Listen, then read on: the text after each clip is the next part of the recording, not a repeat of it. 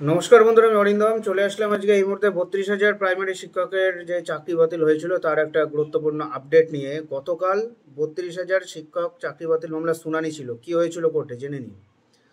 গতকাল কলকাতা হাইকোর্টে 32,000 শিক্ষকের চাকরি বাতিল মামলার শুনানি অনুষ্ঠিত হয়েছিল কলকাতা হাইকোর্টের ডিভিশন বেঞ্চে। এই মামলার শুনানি হয় দুপুর 2টো থেকে শুরু হয়, বিকেল 3:30 পর্যন্ত শুনানি চলে। শিক্ষকদের পক্ষে সওয়াল করেন দুই বর্ষীয়ান আইনজীবী।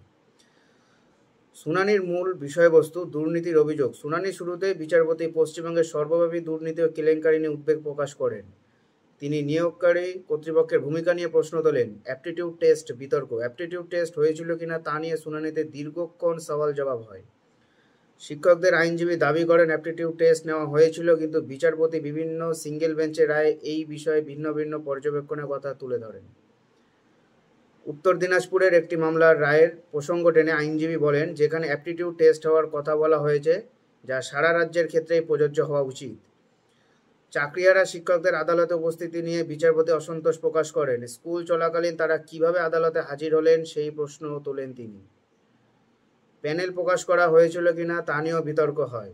আইনজীবীদের দাবি, প্যানেল প্রকাশ ডিস্ট্রিক্ট প্রাইমারি স্কুল কাউন্সিল অর্থাৎ ডিপিএসসির কাছে পাঠানো হয়েছিল, কিন্তু বিচারপতি প্রশ্ন তোলেন, রুল 9 অনুযায়ী প্যানেল প্রকাশ্য কেন করা হয়নি। উত্তরে আইনজীবী বলেন, পশ্চিমবঙ্গের নিয়োগ নিয়ম অনুযায়ী প্যানেল প্রকাশ্যে আনার কোনো বাধ্যবাধকতা নেই, দুর্নীতির দায়। আইনজীবী বলেন, অন্য নিয়োগে দুর্নীতি হলে প্রাথমিক শিক্ষক নিয়োগে দুর্নীতির কোনো প্রমাণ নেই। তিনি আরও বলেন, যদি দুর্নীতি হয়েও থাকে তার দায় নিয়োগকারী বোর্ডের, চাকরি প্রার্থীদের নয়। বিচারপতি প্রশ্ন করেন, যদি বেশ কয়েক বছর দুর্নীতি প্রমাণিত হয় তাহলে তার দায় কে নেবে। জবাবে আইনজীবী বলেন, দোষীদের বিরুদ্ধে ব্যবস্থা নেওয়া হবে এবং ক্ষতিগ্রস্তদের সুরাহা দেওয়া হবে। আদালতের ভূমিকাটা কি?